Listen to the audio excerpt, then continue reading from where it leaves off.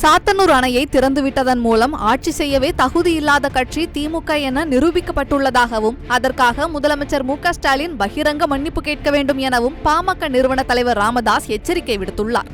வங்கக்கடலில் உருவான பெஞ்சல் புயலால் தமிழகத்தின் வட மாவட்டங்கள் வரலாறு காணாத மழையை சந்தித்து வருகிறது. ஏரி, குளங்கள் உள்ளிட்ட நீர்நிலைகள் நிரம்பி ஊருக்குள் மழைநீர் புகுந்ததால் மக்களின் இயல்பு வாழ்க்கை கடுமையாக பாதிக்கப்பட்டுள்ளது. இந்த நிலையில் முன்னறிவிப்பு இல்லாமல் சாத்தனூர் அணையை திறந்துவிட்டு பேரழிவை ஏற்படுத்திய முதலமைச்சர் மு.க.ஸ்டாலின் மக்களிடம் மன்னிப்பு கேட்க வேண்டும் என பாமக நிறுவன தலைவர் ராமதாஸ் கொந்தளித்துள்ளார். இது தொடர்பாக அவர் வெளியிட்டுள்ள அறிக்கையில், நள்ளிரவு 1:30 மணிக்கு சாத்தனூர் அணை திறக்கப்பட்டதால் 4 மாவட்டங்கள் வரலாறு காணாத அளவில் பேரழிவை சந்தித்துள்ளதாகவும் பல்லாயிரக்கணக்கான வீடுகளுக்குள் வெள்ளம் புகுந்து பெரும் பாதிப்பை ஏற்படுத்தியுள்ளதாக தெரிவித்துள்ளார். ஆட்சி செய்யவே தகுதியில்லாத கட்சி திமுக என்பது இதன் மூலம் நிரூபிக்கப்பட்டுள்ளதாக கூறியுள்ள ராமதாஸ், சாத்தனூர் அணையை நள்ளிரவில் திறந்து பேரழிவை ஏற்படுத்தியதற்காக தமிழ்நாட்டு மக்களிடம் முதலமைச்சர் மு.க.ஸ்டாலின் மன்னிப்பு கேட்க வேண்டும் எனவும், மேலும் வெள்ளத்தால் பாதிக்கப்பட்ட பகுதிகளில் வாழும் அனைத்து குடும்பங்களுக்கும் தலா 25,000 இழப்பீடு வழங்க வேண்டும் என மருத்துவர் ராமதாஸ் தனது அறிக்கையில் தெரிவித்துள்ளார்.